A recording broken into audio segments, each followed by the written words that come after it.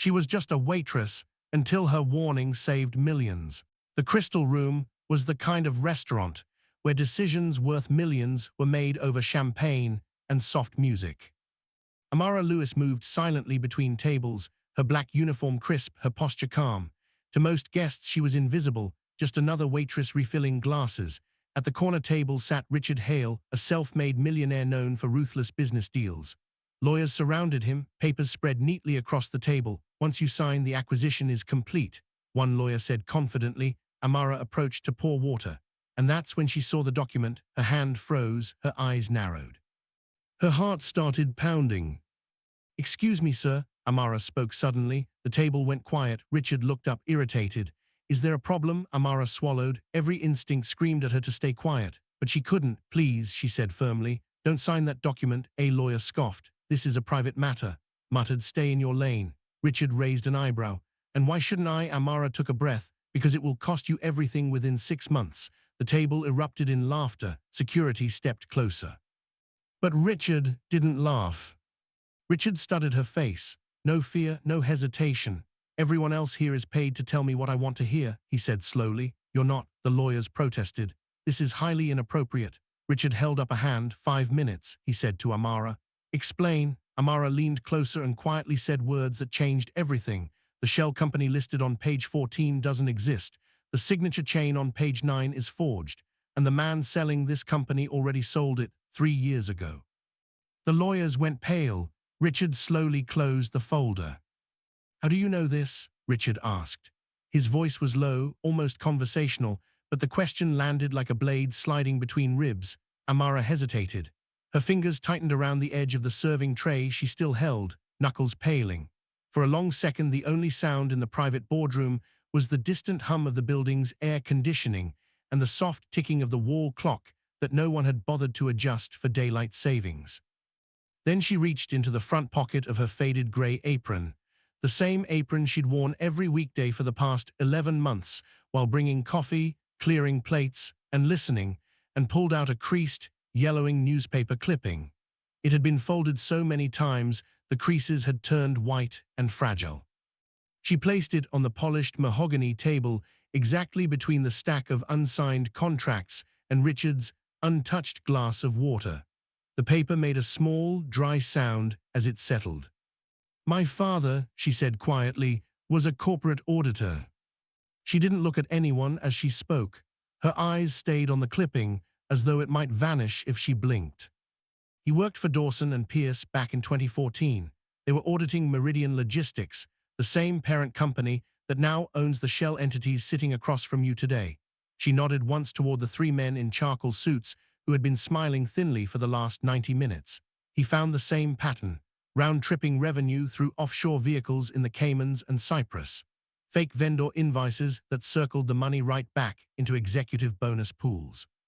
Inflated asset valuations backed by letters of credit from banks that didn't exist outside a spreadsheet.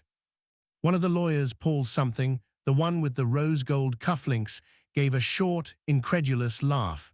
"Miss, with respect, kitchen staff don't usually." "Shut up," Richard said, not loudly, just 2 flat words that sucked the oxygen from the room. Amara went on, as if no one had interrupted. "He documented everything. 317 pages of internal memos, bank reconciliations, email chains. He was scheduled to testify before the SEC's Enforcement Division on a Tuesday morning in October. Monday night, he was driving home from the office. His car left the road on a straight stretch of I-95 just outside Baltimore. No skid marks, no alcohol, no mechanical failure, according to the NTSB preliminary report. They called it an unfortunate accident." She finally lifted her gaze. Her eyes were dry, but something ancient and tired lived behind them. "They buried the report. The case went cold. Meridian's stock rose 11% the next quarter. My mother got a condolence check from the company's charitable foundation, $25,000. They called it a hardship grant. She burned it in the kitchen sink."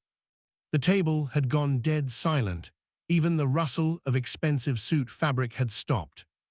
Amara touched the clipping with one fingertip. "I kept this. It's from the Baltimore Sun business section 3 weeks after the funeral. Small article, buried on page D4. Auditor dies in single vehicle crash. No mention of the investigation, no mention of Meridian, just a name and a date. She looked directly at Richard now. Recognized the structure instantly the first time your CFO presented the pro forma financials 6 weeks ago. Same layering of holding companies. Same circular cash flows disguised as strategic supply chain financing. Same use of nominee directors with addresses in post office boxes. The names are different, Trident Holdings instead of Apex Ventures, Cyprus instead of the British Virgin Islands, but the skeleton is identical. They're repeating the exact same fraud with you as the target. Richard's chair made a soft scrape as he pushed it back and stood. The two security men stationed near the door straightened instinctively, shoulders squaring, hands drifting closer to their belts. They had seen angry CEOs before. They expected shouting, perhaps a flung pen, maybe a fist slammed on the table. Instead, Richard spoke calmly, almost gently. "Cancel the signing." The words hung for a heartbeat. Paul the lawyer blinked rapidly. "Richard, we're literally 30 minutes from wire confirmation. The consortium has already." "I said cancel it." Another lawyer, this one a woman with steel-gray hair pulled into a severe knot, leaned forward. "You're walking away from a $4.2 billion recapitalization based on testimony from catering staff.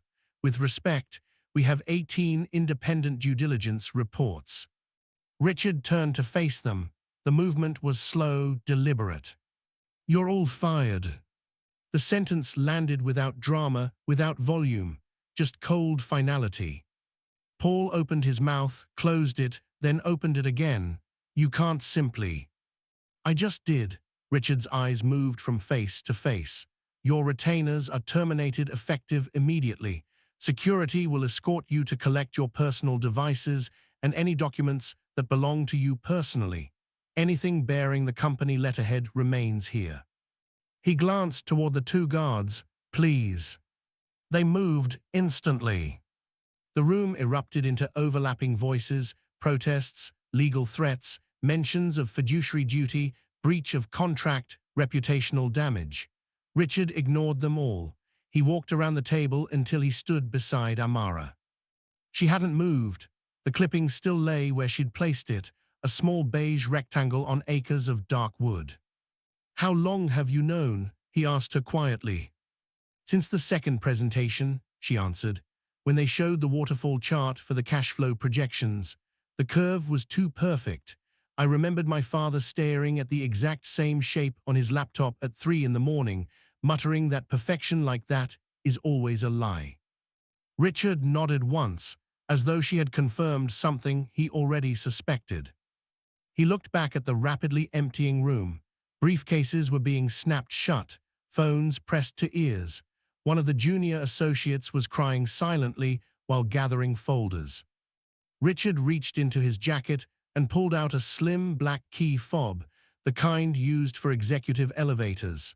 He placed it on the table in front of Amara. "4th floor, corner office. It's empty. Has been since last month when we let the previous head of internal audit go. I want you to take it." Amara stared at the fob. "I'm a server." "You were a server. As of now, you're the acting director of forensic audit. 6-figure salary, full access, direct report to me. You'll have a team by Monday. I'll make sure of it." She didn't touch the fob. "Why me?" "Because you saw what no one else did. Because your father died for the same truth. And because I'm tired of being surrounded by people who only tell me what I want to hear." Amara looked down at the clipping again. After a long moment, she folded it carefully and slipped it back into her apron pocket. Then she picked up the key fob. It looked small and foreign in her palm. Richard turned toward the door where the last of the lawyers were being ushered out.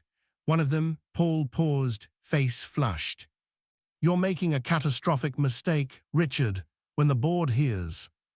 "The board will hear exactly what happened," Richard said, "and if any of you try to spin this, leak it, litigate it, or retaliate against her," he nodded toward Amara, "I will spend every dollar I have left making sure the rest of your careers end in bar complaints and criminal referrals.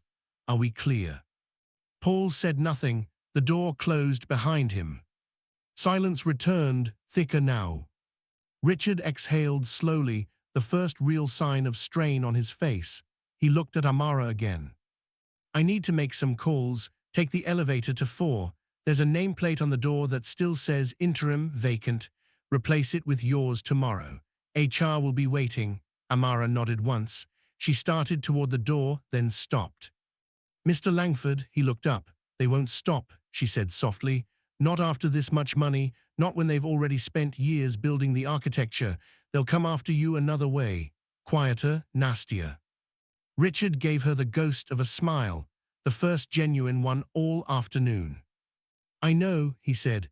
That's why I need someone who remembers what it cost the last time someone tried to stop them. Amara held his gaze for a moment longer. Then she turned and walked out of the boardroom, still wearing the grey apron, the newspaper clipping crinkling faintly against her side with every step. Behind her, Richard pulled out his phone and began to dial. The clock on the wall ticked forward. Somewhere in the building, a new war had just begun. The next morning, the financial world exploded. By 7:14 a.m. Eastern, the first Bloomberg terminal alert had fired. By 7:22, CNBC cut away from its regular programming. Twitter, still stubbornly called that in most newsrooms despite the rebrand, was already trending Langford fraud and Meridian collapse across the United States, United Kingdom, Singapore, and half a dozen other markets. The New York Post went brutal. Billion-dollar deal implodes. Waitress whistleblower steals the show. The Wall Street Journal played it straighter. Langford Capital halts 4.2B transactions citing material misrepresentation. But every outlet carried the same leaked still from the boardroom security feed. Richard pointing at the door, lawyers scrambling, and in the foreground, a woman in a grey apron holding a single folded piece of paper like it was evidence in a murder trial. That image was everywhere. Memes, cable news chyrons, WhatsApp forwards in Karachi boardrooms. By 8 a.m., the #Apron Avenger was born. Richard had scheduled the press conference for 11 a.m. at Langford Tower's 52nd floor atrium, a soaring glass-walled space usually reserved for client cocktails and the occasional black tie fundraiser. Today it was packed wall-to-wall with reporters, camera crews, and a scattering of wide-eyed junior staff who'd been told only that something biggy was happening at 11 sharp. Security had tripled overnight, metal detectors at every entrance, bag scans, uniformed officers at the elevators. No one was taking chances after the kind of enemies Richard had just made. At 11:03, the double doors at the far end opened. Richard Langford walked out first. Charcoal suit, no tie, sleeves rolled once to the forearms, the same quietly defiant look he'd worn when he'd fired his legal team the afternoon before. But he wasn't alone. 2 steps behind came Amara. No uniform, no apron, no tray. Instead, she wore a simple navy blazer over a cream silk blouse, tailored black trousers, and low black heels she'd bought at dawn from a midtown department store using the emergency corporate card Richard had pressed into her hand at 2 a.m. Her hair was pulled back neatly, but not severely. She carried nothing, no notes, no folder, no purse, just herself. The room went quiet for 2 full seconds. Then the murmurs started like a rising tide. Richard stepped to the lone podium. One microphone, no teleprompter, no prepared script. He looked straight into the wall of lenses. Yesterday afternoon, he began, voice calm and deliberate. I was 30 minutes away from signing documents that would have recapitalized Langford Capital with $4.2 billion from a consortium led by Meridian Holdings and its affiliates. 30 minutes away from handing over control of significant assets to people I now believe were preparing to loot them through a sophisticated, multi-layered fraud scheme that has been run successfully at least once before. He let the words settle. I cancelled the transaction. I terminated every external counsel present, and I did so because one person in that room saw what decades of due diligence, 3 investment banks, 4 law firms, and 2 of the big 4 accounting firms somehow missed. He turned slightly. Her name is Amara Khan. Until yesterday, she worked in our executive dining room. Today, she is the acting director of forensic audit for for Langford Capital. A collective gasp rolled through the crowd, shutters fired like machine gun bursts. Richard went on. Ms. Khan recognized the architecture of the proposed deal because she had seen it before, not in pitch books or data rooms, but in the final months of her father's life. Her father, Dr. Tariq Khan, was the lead auditor on Meridian Logistics in 2014. He uncovered the same circular cash flows, the same ghost entities, the same bonus skimming mechanism hidden inside strategic supply chain financing. He was preparing to testify before the SEC when his car left the road on a straight stretch of I-95 outside Baltimore. No skid marks, no alcohol, no mechanical failure. The official finding was accident. Many of us in this room know better. He looked straight ahead again. Yesterday, Ms. Khan prevented what would likely have been one of the largest corporate frauds of the past decade from swallowing my company. For that, Langford Capital owes her more than gratitude. We owe her a seat at the table. He stepped aside. Amara moved forward. She didn't touch the podium. She stood beside it, hands relaxed at her sides, and spoke without a microphone. Her voice carried anyway, clear, unhurried, edged with something unbreakable. My father spent 31 years in corporate forensic accounting. He believed numbers don't lie, people do. When he found the Meridian pattern in 2014, he didn't run to the press. He followed procedure, he documented, he reported up the chain, and then he died. She let the word hang in the air like smoke. I was 23. I watched them lower his coffin while the company that killed him issued a 2-sentence press release about renewed commitment to governance. Yesterday, when I saw the same pattern in the Langford deal, the same layering, the same circular flows, the same two perfect waterfall charts, I couldn't stay silent, not again. She looked slowly across the room, meeting camera lenses, meeting eyes. I have already contacted the U.S. Attorney's Office for the Southern District of New York, the SEC's Enforcement Division, and the FBI's Public Corruption Unit. I have provided them with the documents my father compiled in 2014, documents that were never properly investigated, and with everything I observed and recorded over the past 6 weeks here. I have also retained independent counsel.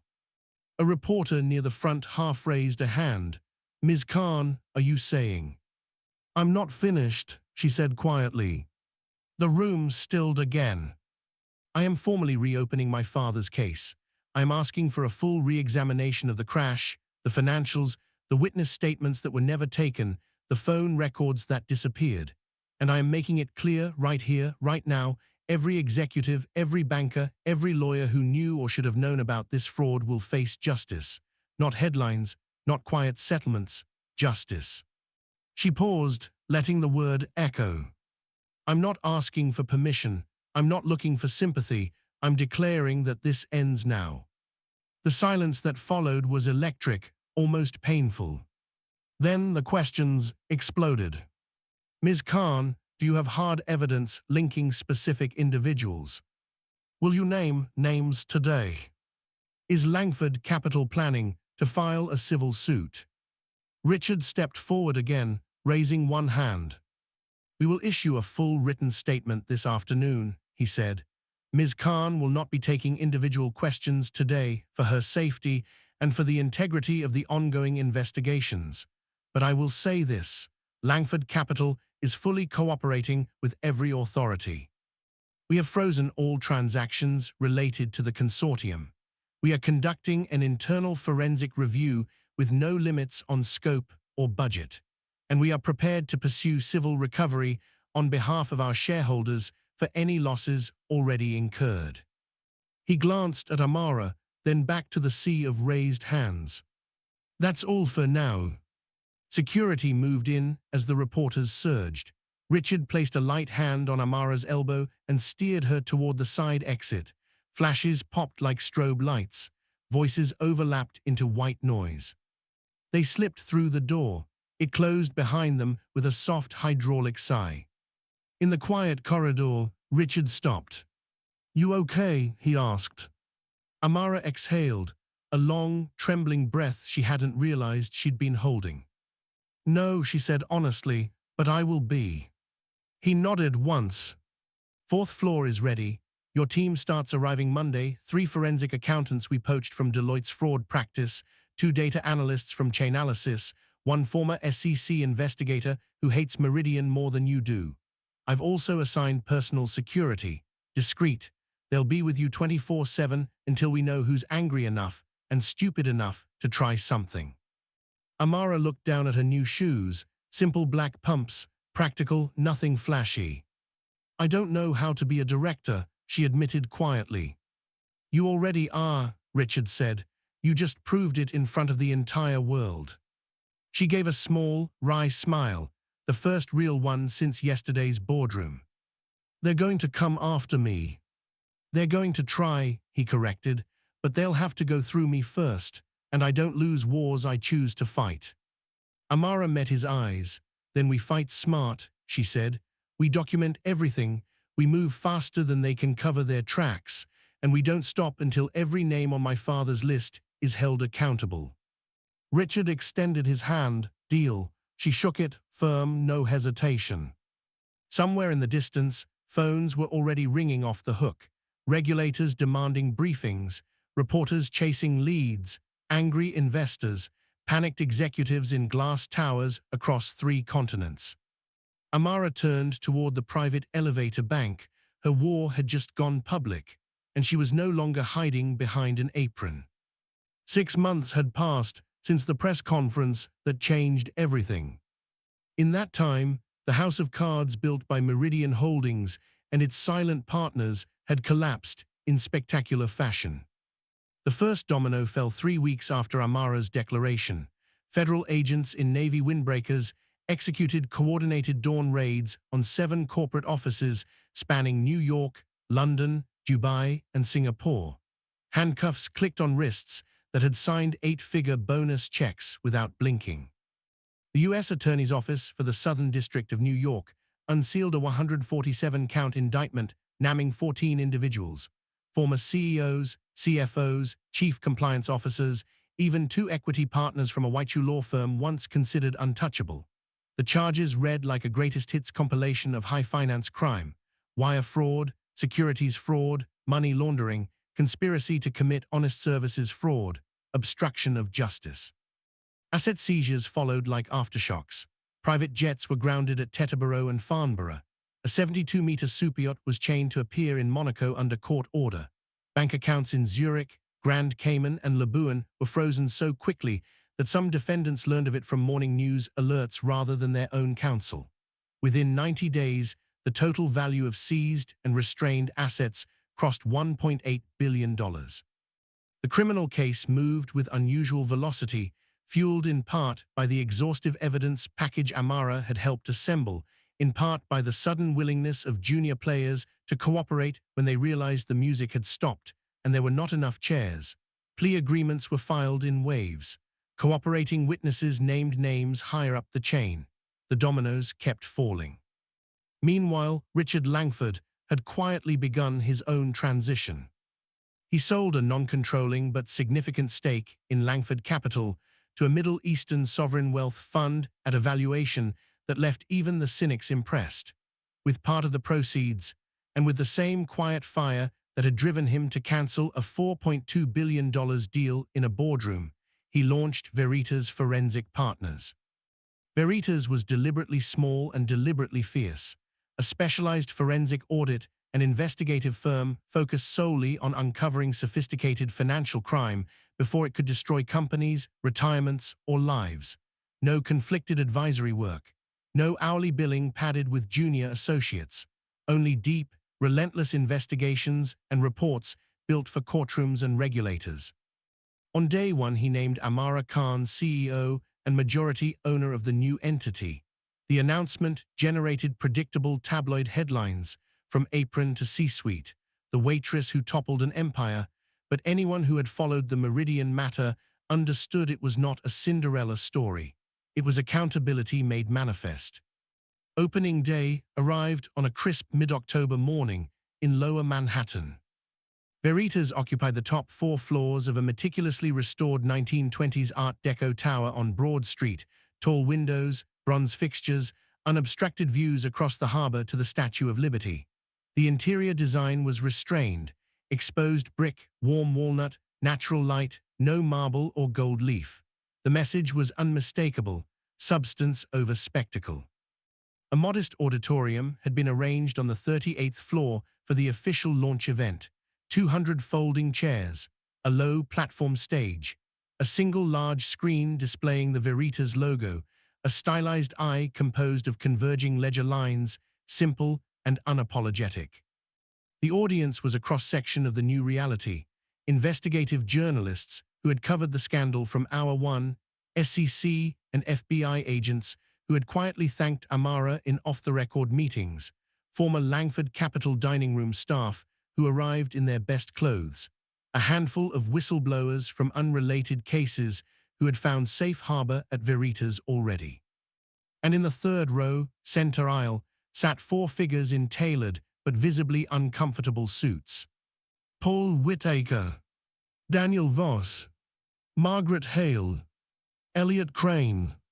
The same four external counsel who had occupied the boardroom table 6 months earlier, chuckling at the kitchen staff who dared interrupt their billion-dollar closing. Today they were not present as advisors. Their former firm had imploded under cascading bar complaints, malpractice litigation, and reputational toxicity. They were unemployed, effectively unhirable in any meaningful capacity, untouchable. Yet they had come. Some said morbid curiosity. Others said self-inflicted punishment. A few whispered they hoped, against all evidence, for some form of absolution, or at least to see whether the woman they once dismissed still remembered their faces. She remembered. At precisely 10:00 a.m. Amara stepped onto the stage. No elaborate introduction, no escort, just her. She wore a charcoal gray suit, tailored, understated, powerful without shouting. Her hair was in a low, neat knot. Around her neck hung the thin silver chain her father had given her the day she turned 18, a small antique key, symbol of the doors that knowledge could unlock when others tried to keep them shut. She carried nothing: no tablet, no notes, no water glass. The room fell silent before she even reached the center. Amara looked slowly across the faces, friends, strangers, former adversaries, and began speaking without raising her voice. 6 months ago, I stood at a podium and said that every person who knew about the Meridian fraud would face justice. Today, 14 of them are in federal custody awaiting trial. More indictments are forthcoming. Billions in stolen and laundered assets have been frozen or seized. Families who lost life savings are beginning to receive meaningful restitution. But this is not victory. This is only proof that silence can be broken. Veritas Forensic Partners exists for one purpose: to see what others refuse to see, to follow money when the trail has been bleached, to protect the next boardroom, the next pension fund, the next life from becoming another footnote in a fraud indictment. We will not accept every engagement. We will not manufacture billable hours. We will choose our fights carefully, and when we fight until the truth is the only thing left standing. To everyone here who believed in this mission before it had a name, thank you. To those who doubted it, watch closely. To those who once tried to bury the same pattern my father died exposing. Her gaze settled, calm and unblinking, on the third row. You ignored me when I was a waitress. You laughed when I spoke in that boardroom. You dismissed the evidence because it came from someone you believed had no right to speak. Now you listen. Not because I demanded courtesy. Not because the press is watching. You listen because I own the truth now. And the truth does not negotiate, does not settle quietly, does not accept NDAs in exchange for silence. 3 full seconds of absolute stillness followed. Then the room rose as one. Applause crashed like a wave, sharp, sustained, almost defiant. Whistleblowers wiped at their eyes. Journalists who had witnessed every variety of corporate theater recognized this moment was different. Even the 4 men in the third row remained seated, faces ashen, mouths sealed. They had nothing left to say. Amara waited, until the sound began to ebb naturally. She raised one hand. The room quieted instantly. "This firm," she said, softer now, "is called Veritas, truth. That is our only currency. Spend it wisely, protect it fiercely, and never ever look the other way." She stepped back from the podium. Richard Langford stood in the wings, arms folded, watching her walk off stage. He was not clapping. He did not need to. He was smiling, the rare, unguarded smile he saved for moments when everything had aligned exactly as it should. Because the woman no one had bothered to look at had seen everything. And now the world could no longer pretend not to see.